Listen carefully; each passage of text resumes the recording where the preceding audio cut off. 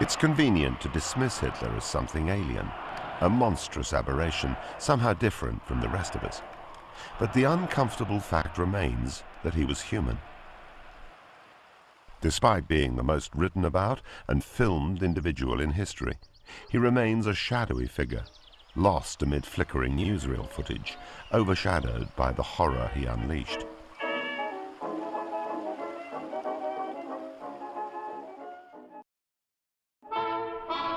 Idolized and adored by millions, Hitler inspired unwavering loyalty.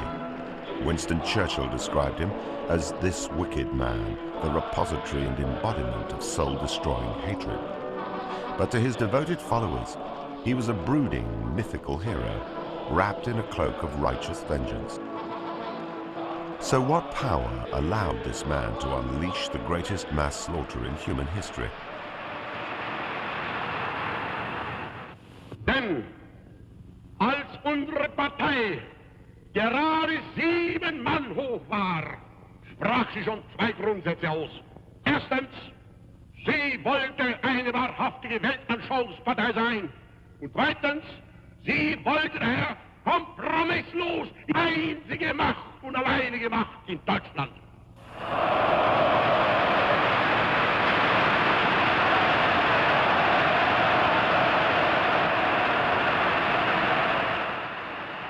A mesmerizing speaker, it was with words that Hitler transformed Germany from a republic to a brutal dictatorship. It was with words that he led his country down the path to war. It is through the records of his speeches and conversations that we must seek to understand him.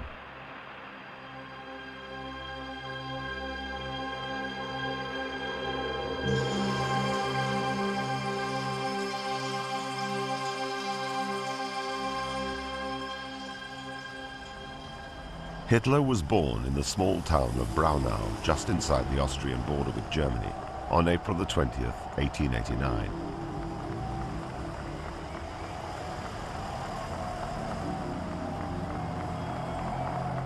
He was the 4th child of Clara, whose first 3 children had not survived beyond infancy. As a result, Hitler's mother was utterly devoted, lavishing him with care and attention. The young Adolf was a restless, lazy, unhappy child, always at odds with his strict authoritarian father, Alois, a minor civil servant. At the back of his mind, he had the idea that his son should become a government official, but it nauseated me to think that one day I might be fettered to an office stool. I used to say to my father, "Father, just think," and he would immediately interrupt me. "My son, I have no need to think. I am a public official." School was ridiculously easy. What gave me pleasure, I learned. What seemed unimportant, I sabotaged completely. By far my best subjects were geography and history. I always had the best marks. On the other hand, I had less impeccable behavior. I became a little ringleader and was hard to handle.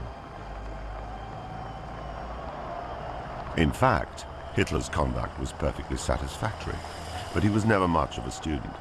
His grades were so bad that he was forced to leave school at age 16. As always, Hitler's memory was highly selective.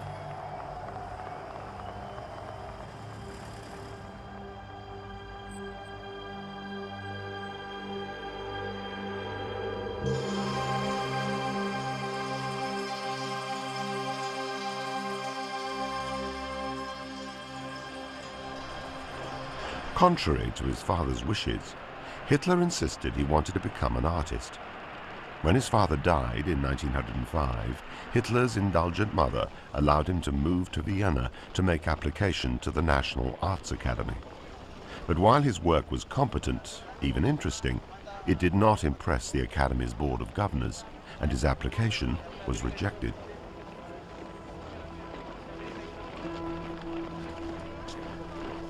For me, Vienna represents 5 years of hardship and misery. Years in which I was forced to earn my living, first as a day laborer and then as a painter. I had no other friends than care and everlasting hunger. Despite my dubious surroundings, I always preserved my good name.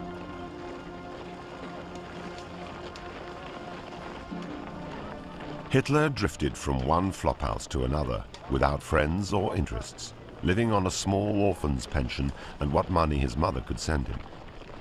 He occupied his time seeking out amateur political theorists and social malcontents like himself.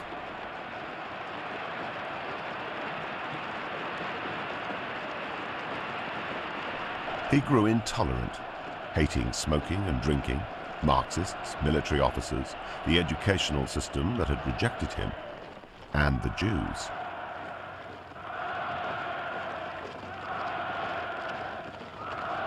I did not come across the word Jew with any frequency until it was in connection with political discussions.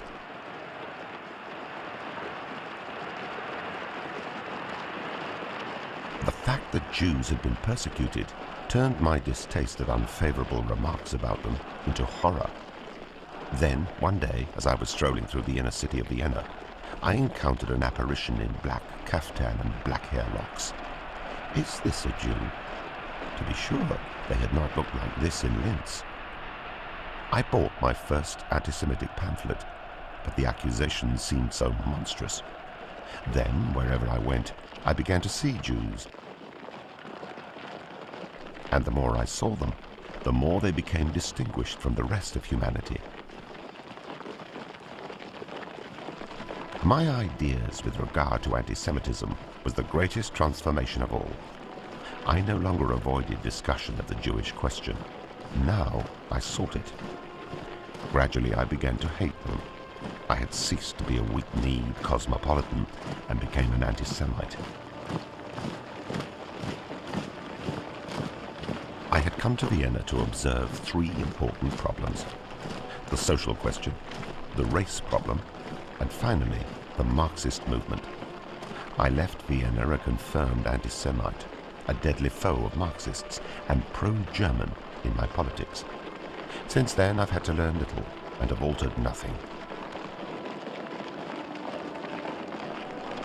By his own admission, aged 23, Hitler had learned all he ever needed to know.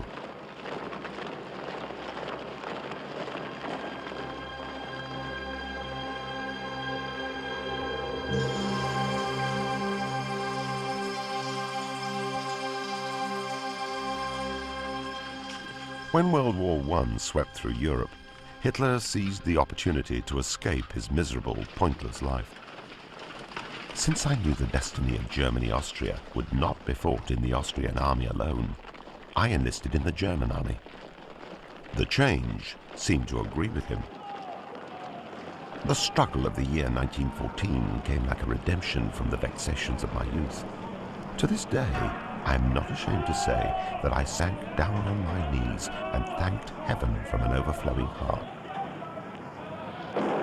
Serving as a company messenger, Private, later Corporal Hitler, took part in 48 battles, was wounded twice, and received the Iron Cross First Class for bravery under fire.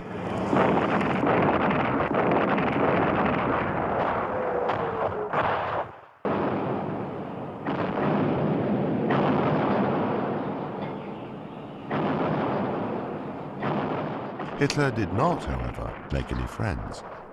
Brooding in the trenches, he would fly into rages, ranting to his fellow soldiers about the communists and Jews. In October 1918, he was temporarily blinded in a gas attack.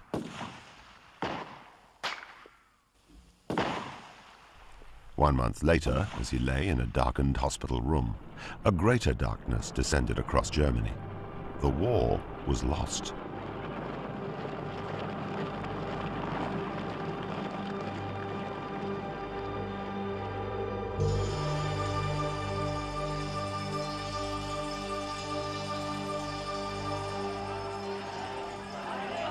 At the end of the war, many of Europe's great monarchies disintegrated. In their place came anarchy, military collapse, and social breakdown. Germany teetered on the brink. Swathes of border territories were confiscated by foreign powers. The country was stripped of its military and crippled by war debts. Communists, monarchists, and the unemployed took to the streets. Germany was plunging toward anarchy. Hitler, still technically in the army, was assigned to spy on the more dissident groups. One of them, calling itself the German Workers' Party, had only 25 members, but it captured his attention.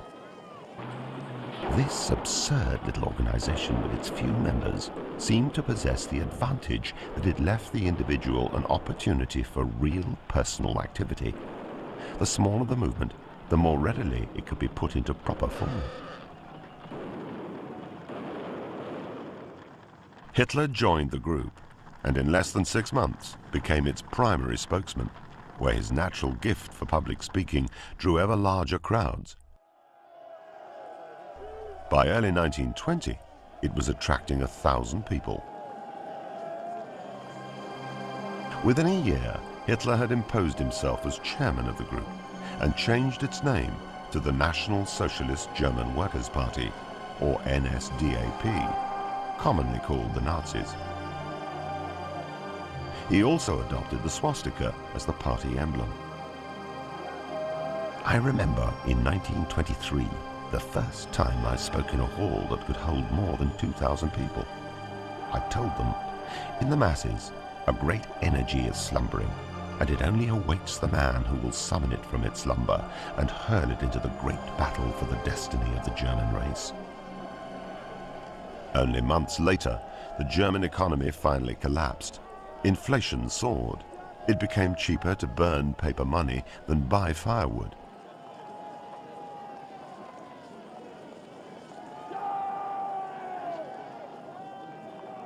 The misery of our people is horrible to behold. Millions are unemployed and starving. The whole middle class has been impoverished. When this collapse finally reaches the German peasant, we will be faced with an immeasurable disaster.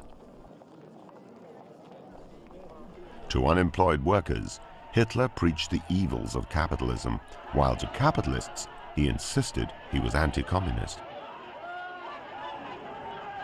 At all our meetings, I had party members in the audience with orders to interrupt along carefully prepared lines to give the impression of a spontaneous expression of public opinion. These interruptions strengthened the force of my arguments. Hitler also organized a motley crew of street thugs and bullies he called the SA, or brown shirts. My shock troops, those jolly rogues, with what confidence they followed me. They gave themselves body and soul, ready to break up communist meetings.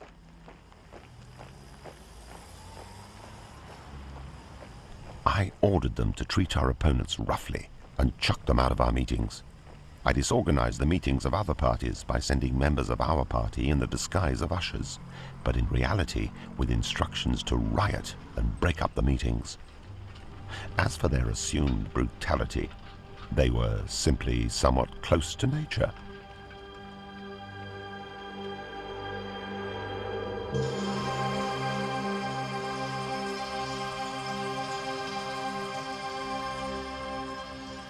Through all the centuries, force and power are the determining factors.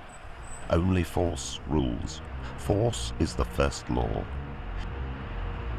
If you wish to lead a people successfully through a difficult period of history, you must have no doubt that any individual who either actively or passively excludes himself from the activities of the community must be destroyed.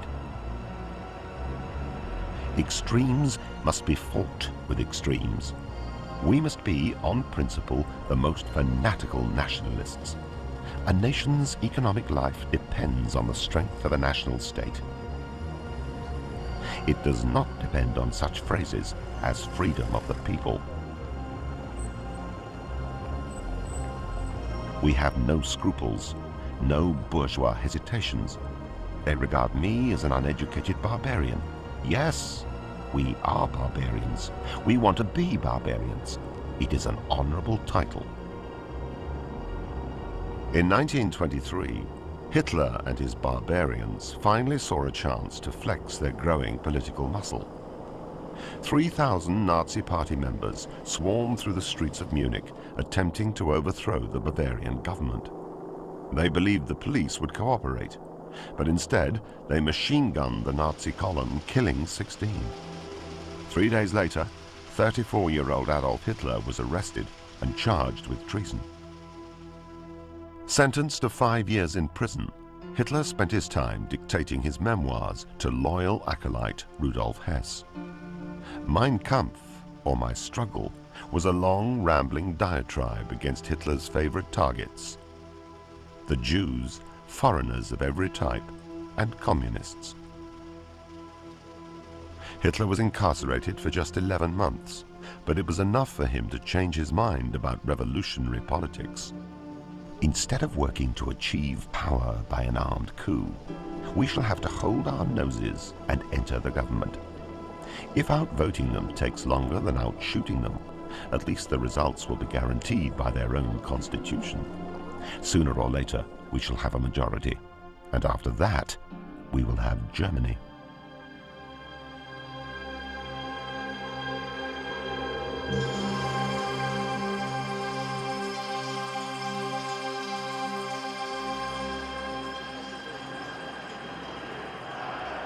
Thanks to Hitler's fiery rhetoric, the party's new populist tactics, and the ever-deepening German economic crisis, Nazi Party membership swelled from 27,000 in 1924 to nearly 180,000 4 years later.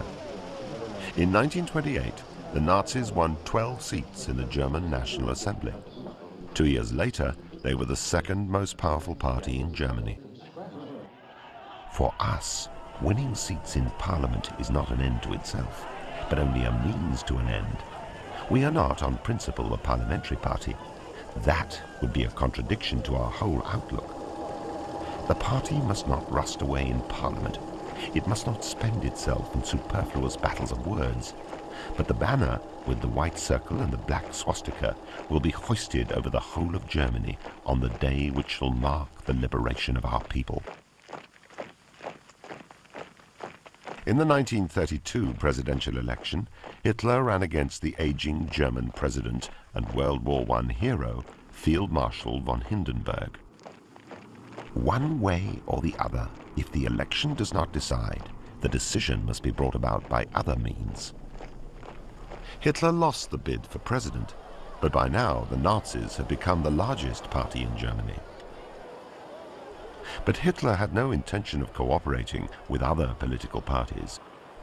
And in an attempt to control Nazi violence, Hindenburg appointed Hitler Chancellor. Within 6 months, Hitler was virtually ruling the country, completely ignoring the 85-year-old Hindenburg.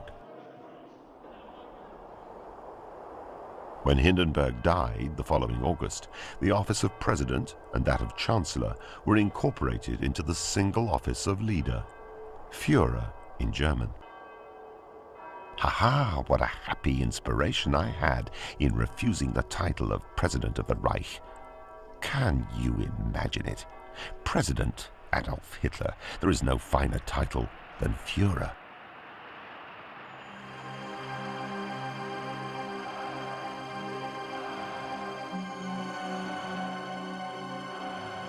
Now, if anyone tries to impose conditions on me, I shall say to him, just wait and see what conditions I impose on you. I alone lead the movement. No one imposes conditions on me. It had taken just 10 years for Hitler to rise from a petty political agitator to absolute master of Germany.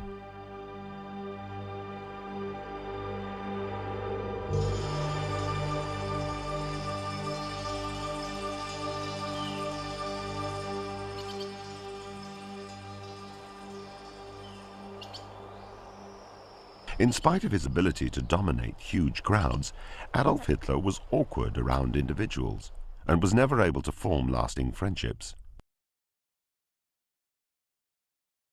To many, it seemed that the Führer only found self-confidence behind a podium.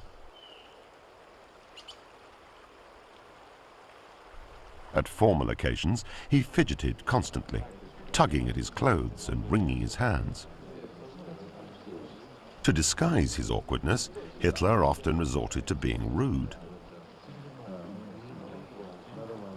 On one occasion, an admirer asked the Führer how he greeted foreign ambassadors at a reception. "It is very simple. I look him straight in the eyes until he loses his composure. Then I ask, 'Does the Berlin climate agree with Your Excellency?' And while he stammers an answer, I've already moved on to the next person." Hitler, however, was particularly fond of women, and they of him. They rhapsodized over his blue eyes. "What lovely women there are in the world. My particular tragedy is that as head of state, I always have the most worthy ladies as my dinner partner. I'd rather go and pick up some pretty little typist or salesgirl. The greater the man, the less important the woman."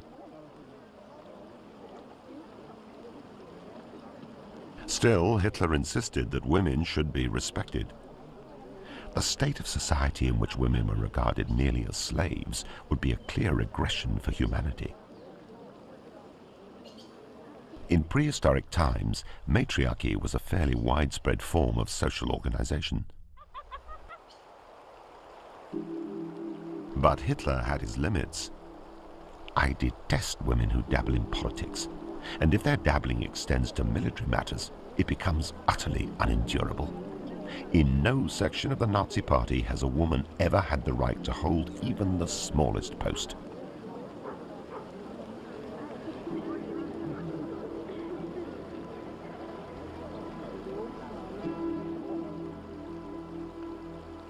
A girl's object should be to get married. Nature wants a woman to be fertile. Many women go slightly off their heads when they don't bear children. It is 1,000 times better that she should have a child, and thus a reason to exist.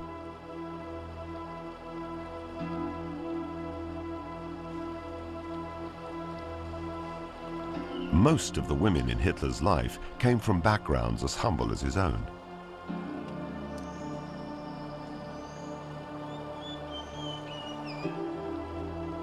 Hitler's only long-term companion was Eva Braun. She was a pretty young sales clerk who would remain utterly devoted to the very end when she became Hitler's wife. Curiously, Adolf Hitler seemed genuinely fond of children. He thoroughly enjoyed their company and was an adept storyteller, mimicking the voices of one character after another to the delight of his diminutive audience. But delightful as they were, children too had a greater purpose in Hitler's Germany.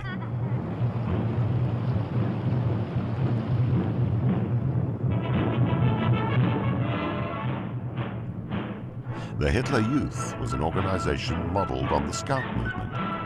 But Hitler Youth were taught to throw hand grenades and swear undying allegiance to their Führer and the Nazi Party.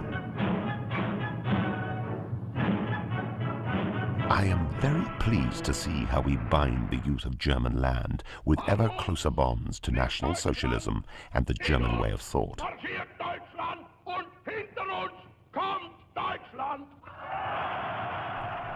Anyone who knows the soul of youth will understand that it is they who lend an ear most joyfully to the battle cry. Youth go on working and working for an idea, regardless of anything the older generation does to stop them.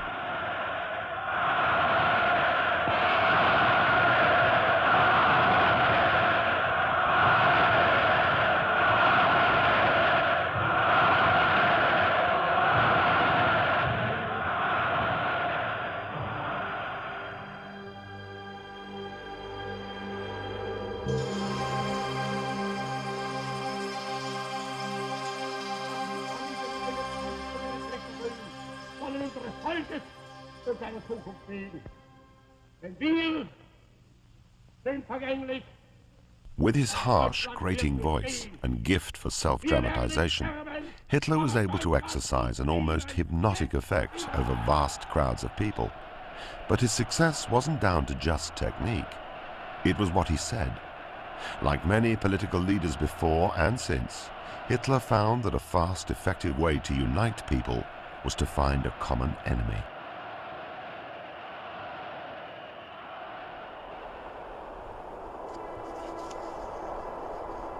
The function of propaganda is not to ponder the rights of different people.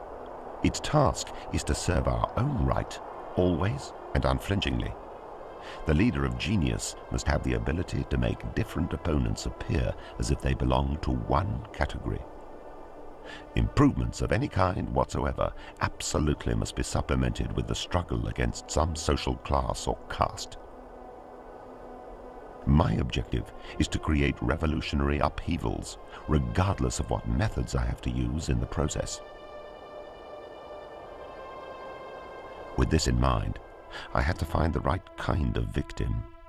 I examined every possible solution and came to the conclusion that a campaign against the Jews would be as popular as it would be successful. They are totally defenseless, and no one will stand up to protect them.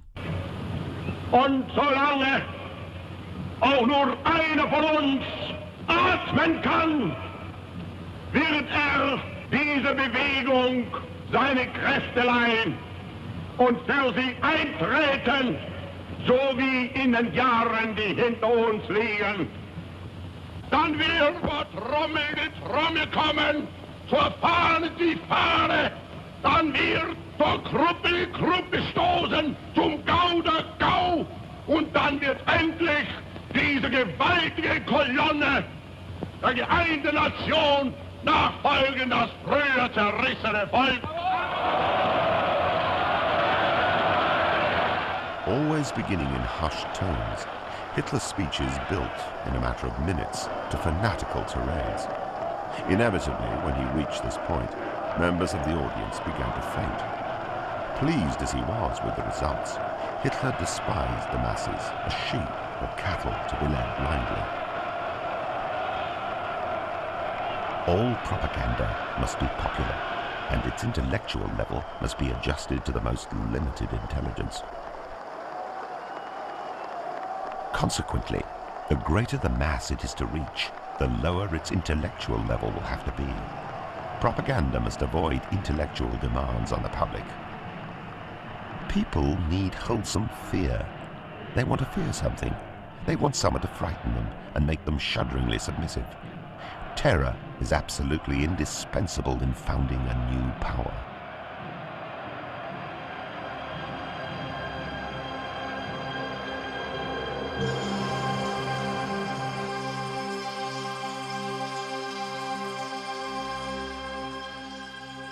One of the secrets of Hitler's success was understanding that different audiences needed to hear very different things.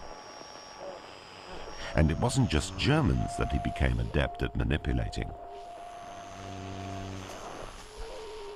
We must systematically draw all the Germanic people of Europe into the German channel of thought. But propaganda destined for abroad must not be based on that used for home consumption. Broadcasts to Britain, for example, must contain plenty of music of the type popular among the British. This way they will acquire the habit of listening to it more and more. As the old saying goes, little drops of water will wear away the stone. During the early years of his dictatorship, the image Hitler projected to the world beyond Germany was that of a reasonable man struggling to rebuild his shattered nation.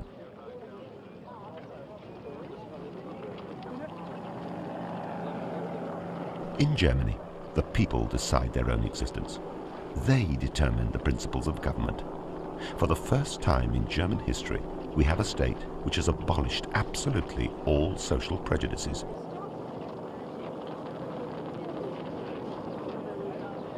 I state definitely that minorities who live in Germany are not persecuted.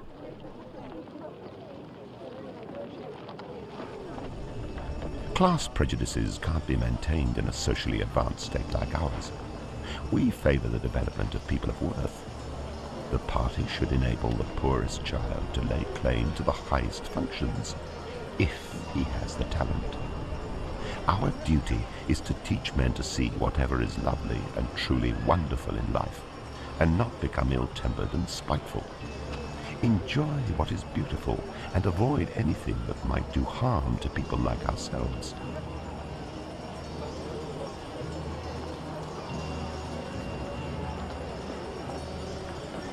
Hitler told the world exactly what it wanted to hear. I don't want to force National Socialism on anybody. If I'm told that some countries want to remain democracies, very well, they must remain democracies at all costs.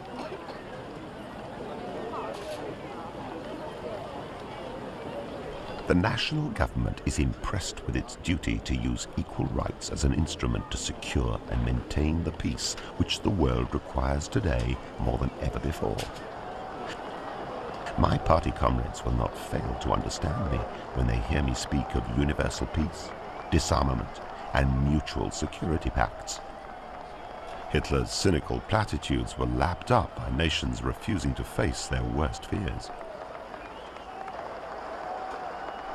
But Hitler's party comrades were well aware of what Hitler really thought.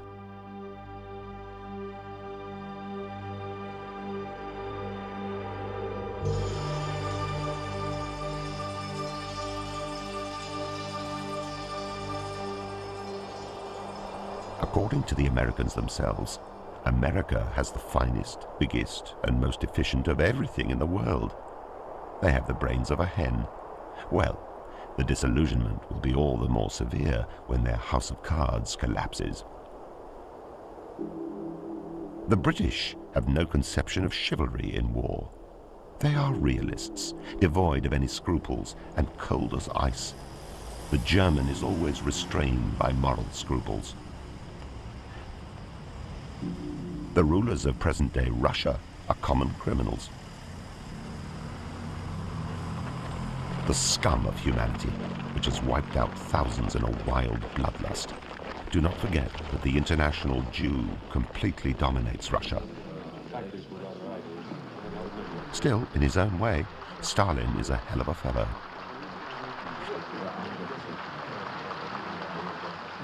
Hitler's venom even extended to his few allies. The touchiness of the Italians comes from an inferiority complex. It is the touchiness of a people with a guilty conscience. Hitler's bigotry wasn't restricted by mere nationality. Religion was a favorite target. Christianity is the invention of sick brains. It promulgates inconsistent dogmas and imposes them by force. The mere sight of one of these abortions in a cassock makes me wild.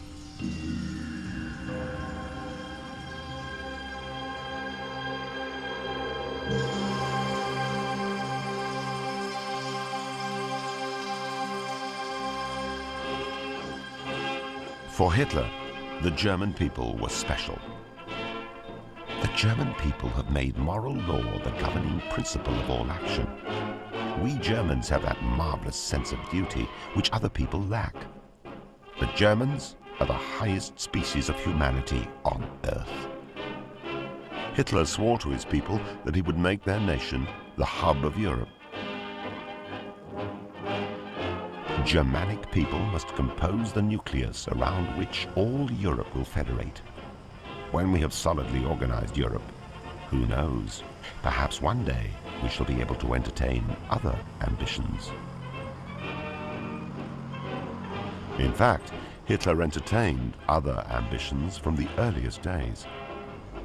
Never consider the Reich secure unless it is in a position to give every one of its descendants a piece of ground that he can call his own. To guarantee living space for the German people, we are bound to think first of Russia and her border states.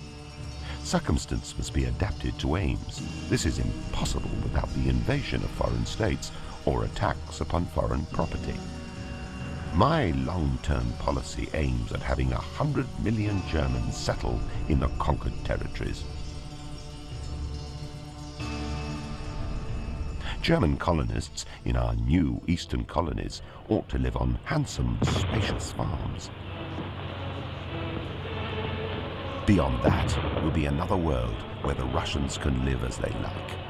I absolutely forbid the organization of any sort of hygiene or cleanliness in these, but let them have all the vodka and tobacco they want.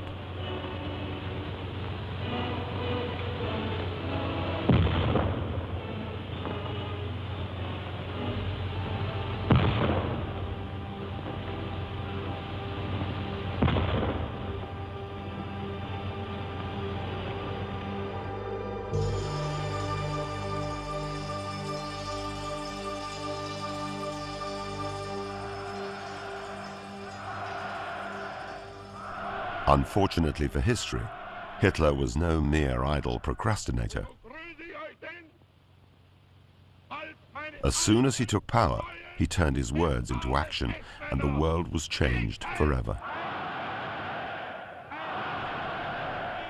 Germany can only be saved through action.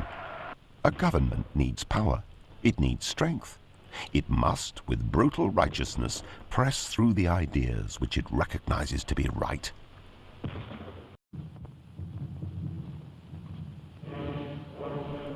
Democracy is fundamentally not German. It is Jewish. This Jewish democracy, with its majority decisions, has always been a means towards the destruction of Aryan leadership. Restrictions on personal liberty, on the right of free expression and the right of assembly are permissible beyond the legal limit. Nature is cruel, therefore we have the right to be cruel. When I send the flower of German youth into the steel hail of the next war without feeling the slightest regret over the precious German blood that's being spilled, should I not also have the right to eliminate millions of an inferior race that multiplies like vermin? In 1933, as soon as he became Chancellor, Hitler began stripping away individual rights. Jews were denied any role in political life, stripped of their citizenship, and denied the right to do business or hold a job. It is beside the point whether the individual Jew is decent or not.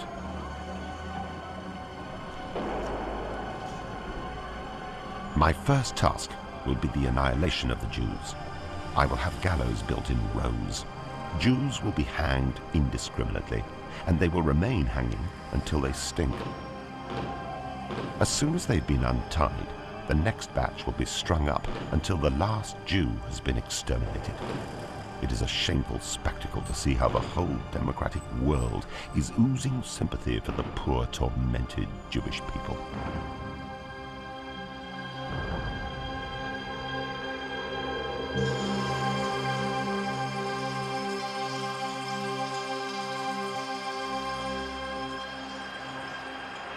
If Hitler was to have any chance of defying the world and creating a Third Reich that his beloved German people deserved, he would first need to rebuild the economy and then rearm. No economic policy is possible without a sword. No industrialization without power. Today, we no longer have a sword grasped in our fist, so how can we have a successful economic policy? As much as he hated other countries, he was not above holding up their successes as an example of what Germany might become.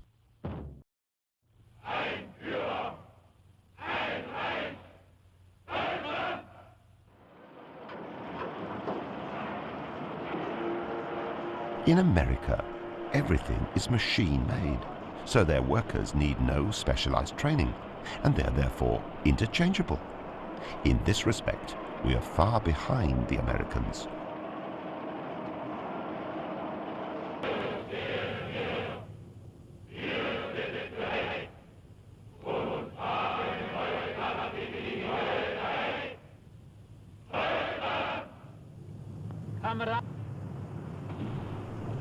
To help lift Germany out of the Depression and demonstrate his interest in the German people, Hitler undertook a massive public works project to construct 1,500 miles of new highways and a scheme to provide inexpensive automobiles. The first German automobile of this sort will be the Volkswagen. It is the car of the future.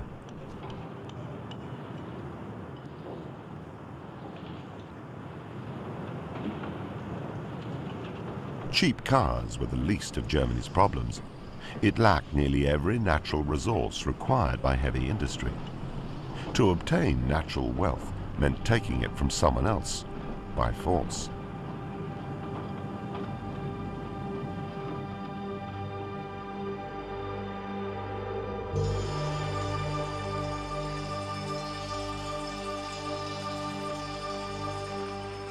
Originally, war was a struggle for pasture land. Today, it is a struggle for the riches of nature. By virtue of inherent law, these riches belong to him who conquers them. The law of natural selection justifies this incessant struggle by allowing the survival of the fittest. Hitler began rearming his country in open defiance of the Treaty of Versailles, which had disarmed Germany at the end of the First World War.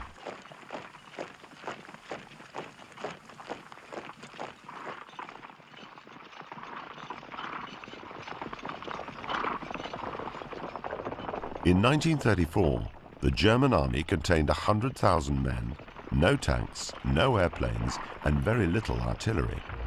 Within 5 years, Hitler had expanded the military from 8 divisions to 38, with a total of over 4 million men. Hitler constantly exaggerated Germany's military strength, as if defying someone to stop him. What the world shuts its ears to today, it will not be able to ignore in a year's time.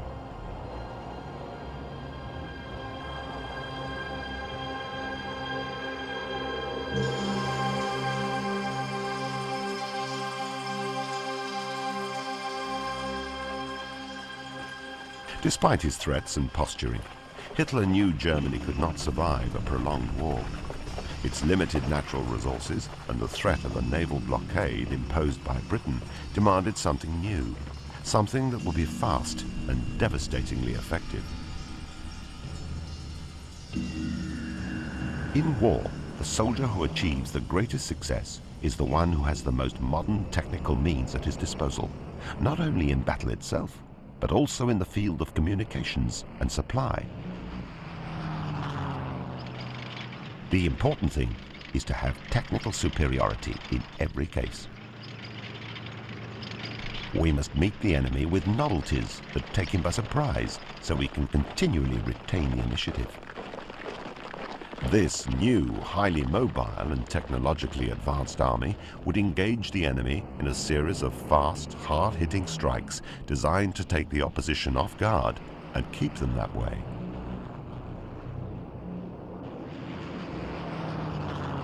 This was the basic theory of what Hitler called Blitzkrieg, the lightning war. And if it worked the first time, Hitler saw no reason why it should not work indefinitely. We will always strike first. We will always deliver the first blow. I shall shrink from nothing. Nothing will prevent me from making use of any advantage. The next war will be unbelievably bloody and grim.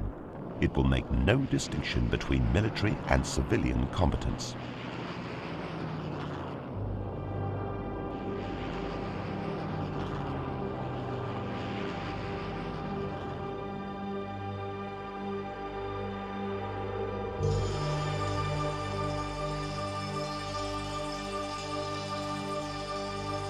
Germany is entirely ready to renounce all offensive weapons. Germany is prepared to agree to any solemn pact of non-aggression. As a strong state, we are ready to embark on a policy of understanding with the world around us. We want nothing from others. We have no wishes or demands. We want peace. While Hitler talked peace, the army prepared war. On February the 27th, 1936, German forces entered the Rhineland, Germany's former industrial heartland, which had been divided between France and Belgium after the Great War. Again, Hitler spoke to the world and awaited Europe's reaction.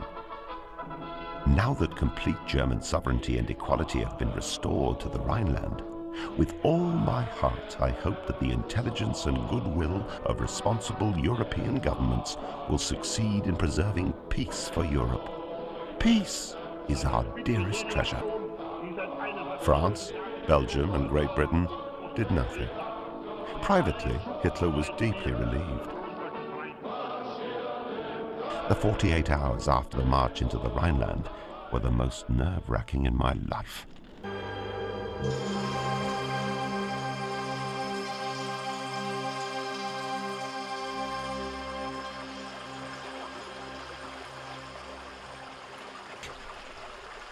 Hitler now set his sights on his homeland, the ruins of the Austro-Hungarian Empire. Rudderless since its collapse in 1918, Austria was largely Germanic in culture and language. German Austria must return to the great German mother country, not because of any economic constraints, but because one blood demands one Reich. A few carefully engineered assassinations, intense political pressure, and thinly veiled threats all helped convince the Austrian government that it should surrender itself to Germany.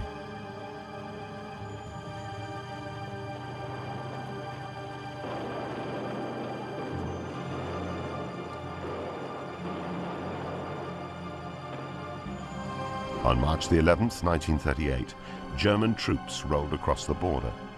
Once again, Hitler's Reich had been expanded without a shot being fired.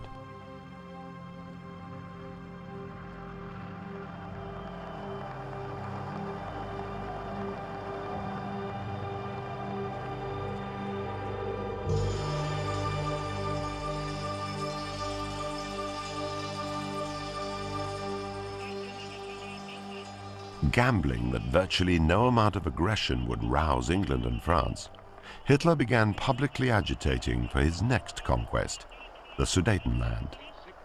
42,000 square miles of former German territory ceded to Czechoslovakia at the end of World War I. Once the Sudeten problem is settled, it will be the last territorial demand I have to make in Europe. I hope that in a few days the problem will finally be solved, and we shall have occupied all the areas which belong to us. Thus, one of Europe's most serious crises will be ended. I realized vividly how Herr Hitler feels that he must champion other Germans. He told me privately, and last night he repeated publicly, that after the Sudeten-German question is settled, that is the end of Germany's territorial claims in Europe. The British and French governments believed Hitler, and in late 1938 signed a peace agreement in Munich, allowing Germany to take the Sudetenland and guaranteeing Czechoslovakia against further losses.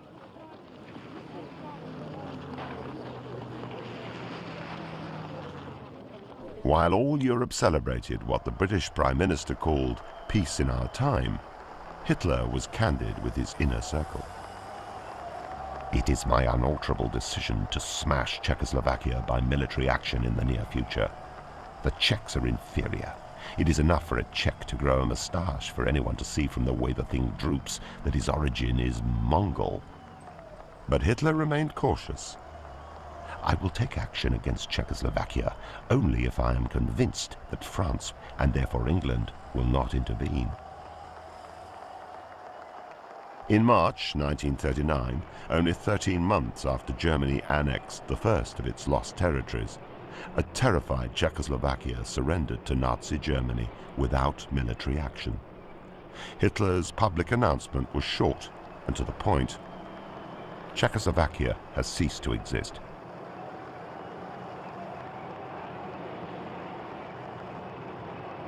Hitler's seizure of Czechoslovakia just 4 months after guaranteeing its safety was not the last treaty Hitler would discard that year. Flushed with success and the refusal of Czechoslovakia's allies to come to her aid, Hitler immediately set his sights on neighboring Poland, with whom he had signed a non-aggression pact 5 years earlier. But long before Hitler signed his pact with the Poles, he had harbored a seething hatred for Polish people. The Poles are especially born for hard labor. The people should be used by us merely as a source of unskilled labor. There should be only one master for the Pole, the Germans. All representatives of the Polish intelligentsia are to be exterminated. I would like to kill without mercy all men, women and children of the Polish race or who speak the Polish language. Adolf Hitler was about to open the gates of hell.